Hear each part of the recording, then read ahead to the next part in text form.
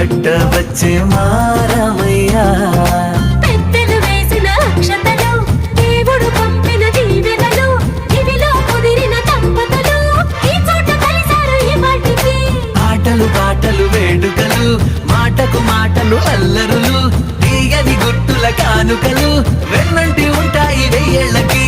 రారండో వేడుక చూద్దాం, ఈ సీతమ్మని రామయ్యని ఒకటిగా చేసేద్దాం, ఆడేద్దాం.